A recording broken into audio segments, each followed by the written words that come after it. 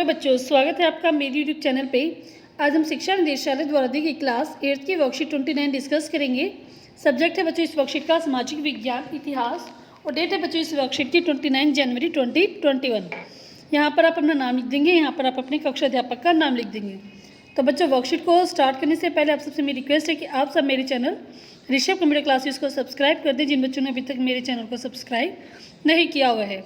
तो देखते हैं बच्चों आज की वर्कशीट में हम पढ़ेंगे राष्ट्रीय आंदोलन का संगठन 1870 के दशक से 1947 तक के दशक के बारे में आज हम पढ़ेंगे। तो देखते हैं इसमें फर्स्ट है उभरता हुआ भारत। अपने पहले 20 सालों 1885 से 1905, 1885 में क्या कांग्रेस बनी थी और 1905 तक की बात हो रही है। इसमें अपने पहले 20 सालों में कांग्रेस अपने उद्देश्य और तरीकों के लिहाज से मध्यम मार्गी पार्टी थी। मतलब 1885 से 1905 के बीच में क्या थी, जो कांग्रेस थी वो मध्यम मार्गी पार्टी मानी जाती थी। उन्हें लगता था कि अंग्रेज स्वतंत्रता और न्याय के आदर्शों का सम्मान करते हैं, इसलिए वे भारत को न्यायोचित मांगों को मान लेंगे। तो ये क्या था, ये सारी चीज़ कौन मानते थे, कांग्रेस मानते थे कि जो अंग्रेज हैं उन्हें लगता है कि जो वो अंग्रेज क्या थे स्वतंत्र और न्याय के आदर्शों के सम्मान करते थे, इसलिए कांग्रेस को लगता था कि वो उनकी सभी मांगों को मान लेंगे। तो उनकी जो कांग्रेस उनकी क्या क्या मांगी थी, एक तो राजनीतिक मांगी थी और दूसरी थी आर्थिक मांगे। राजनीतिक मांगों में हमारे आ रहे थे यहाँ पे विधान परिषदों में भारतीयों को ज़्यादा जगह दी जाए, परिषदों को ज़्यादा अधिकार मिले, मतलब जो उनके पास लिमिटेड अधिकार थे उसमें उनके अधिकार बढ़ा दिया जाए। जिन प्रांतों में परिषदें नहीं है वहाँ परिषदों का गठन किया जाए। सिविल सेवा परीक्षा लंदन के साथ साथ भारत में भी कराए जाने की मांग की जाए, क्योंकि सिविल सेवा परीक्षा से ही जो हमारे जो परीक्षा में सिलेक्ट होते थे उन्हें ही ऊंचे पदों पर स्थान मिलता था, इसलिए उनकी मांग थी कि भारत में भी ये परीक्षा कराई जाए। न्यायपालिका को कार्यपालिका से अलग किया जाए, आर्म्स एक्ट को निरस्त किया जाए, अभिव्यक्ति व बोलने की स्वतंत्रता दी जाए। तो आर्म्स एक्ट की भी उन्होंने कहा कि आर्म्स एक्ट को ख़त्म कर दिया जाए। और आर्थिक मांगी क्या की थी उनकी, लगान कम किया जाए, कि जो लगातार लगान बढ़ाया जाता है उसको कम किया जाए। फौजी खर्चों में कटौती की जाए, सिंचाई के लिए ज़्यादा अनुदान, मतलब ज़्यादा से ज़्यादा पैसा मिले सिंचाई को। वन कानूनों में सुधार किया जाए, विदेशों, क्योंकि वन में क्या था बहुत जो चंदन की लकड़ी थी वो विदेशों में बेची जाती थी, तो उस कानून में भी सुधार किया जाए। विदेशों में भारतीय मजदूरों के साथ दुर्व्यवहार की रोकथाम किया जाए। तो जो विदेशों में भारतीय भेजे जा रहे थे उनके साथ जो दुर्व्यवहार हो रहा था उसकी भी रोकथाम की जाए। तो ये सभी क्या थी, भारतीयों की या कांग्रेस की आर्थिक मांगे थी। तो उनका उद्देश्य देश की स्वतंत्रता न होकर शासन प्रशासन में सुधार तक ही सीमित था। तो जो कांग्रेस थी उसका उस टाइम जो लक्ष्य था वो स्वतंत्रता न होकर शासन प्रशासन में सुधार तक ही सीमित था। और वो सुधार कैसे करे थे, उपरोक्त मांगों को सरकार के सामने रखने के तरीके, तो किस तरीके से सरकार के सामने अपनी मांगे रखते थे, तो वो है बच्चों फर्स्ट है मध्यम वर्गीय कांग्रेस के तरीके क्या क्या थे। फर्स्ट है आवेदनों प्रतिवेदनों द्वारा सरकार के पास अपनी बात पहुंचाना, मतलब वो आवेदन करते थे अपनी बात पहुंचाने के लिए। सेकेंड है जनमत निर्माण के द्वारा प्रतिनिधियों द्वारा प्रयास, कि जो जनता द्वारा प्रतिनिधि चुने जाते थे वो प्रयास करते थे कि उनकी मांगी सरकार तक पहुंच जाए। और अखबार के द्वारा, कि अखबार में वो प्रिंट लिखवाते थे कि ये चीज़ हमें चाहिए, तो उससे भी होता था।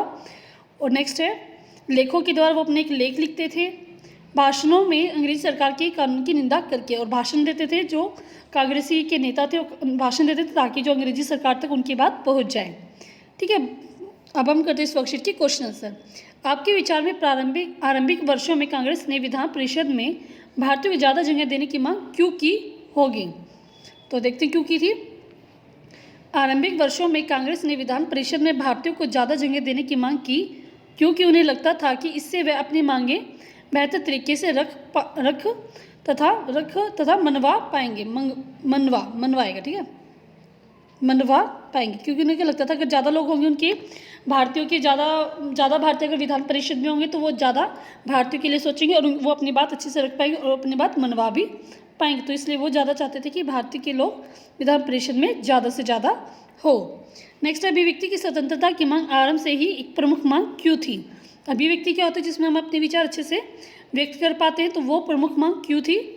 अभिव्यक्ति की स्वतंत्रता का अर्थ है प्रत्येक नागरिक को भाषण देने, अपने विचार प्रकट करने की स्वतंत्रता प्राप्त होती है। अभिव्यक्ति की स्वतंत्रता मानव मूल का मूल अधिकार होता है तथा अब वास्तविक स्वतंत्रता का आधार होता है, इसलिए अभिव्यक्ति की स्वतंत्रता कांग्रेस की प्रमुख मांगों में से एक थी। अब आपने सुना भी होगा जो हमारे 7 अधिकार उसमें अभिव्यक्ति की स्वतंत्रता भी हमें मिली हुई है, तो इसीलिए उस टाइम भी अभिव्यक्ति की स्वतंत्रता मांगी गई थी। नेक्स्ट है, आरंभिक वर्षों में अपनी मांगों को रखने के लिए कांग्रेस ने किन तरीकों का सहारा लिया था? तो किन किन सहारों का सहारा लिया था? तो ये है बच्चों हमारे फर्स्ट पॉइंट, आप ये लिखेंगे, second, third, fourth and fifth, 5 तरीकों से उन्होंने कांग्रेस ने अपने विचार सरकार के सामने रखे। तो ये आपका क्वेश्चन नंबर 3 का आंसर हो जाएगा। तो आप जल्दी से जल्दी इसको कंप्लीट कर लें। नेक्स्ट क्वेश्चन है बच्चों, नेक्स्ट क्वेश्चन है, कांग्रेस के आरंभिक तरीकों को आपके विचार में मध्यम मार्गी क्यों कहा जाता है? विस्तार से लिखिए। मध्यम मार्गी क्यों कहा जाता था? तो क्योंकि वो मानते थे कि जो सरकार है वो उनको न्याय और आदर्शों का पालन करती है। तो आप लिखेंगे यहाँ से, कांग्रेस अपने उद्देश्य और तरीकों के लिहाज से मध्यम वर्गीय पार्टी थी। उन्हें लगता था कि अंग्रेज स्वतंत्र और न्याय के आदर्शों का सम्मान करते हैं, इसलिए वे भारत को न्यायोचित मांग मान लेंगे। तो ये आपका क्वेश्चन नंबर 4 का आंसर हो जाएगा बच्चों। तो कंप्लीट हो गई आपकी वर्कशीट। जल्दी से जल्दी आप कंप्लीट करें अपनी वर्कशीट को, और जल्दी से जल्दी आप बच्चों मेरे चैनल को सब्सक्राइब कर दें जिन बच्चों ने अभी तक नहीं किया हुआ है। वीडियो अच्छी लगी तो लाइक करें, शेयर करें और कमेंट करके बताएं कि आपको वीडियो कैसे लगी। थैंक यू बच्चों, हैव ए नाइस डे।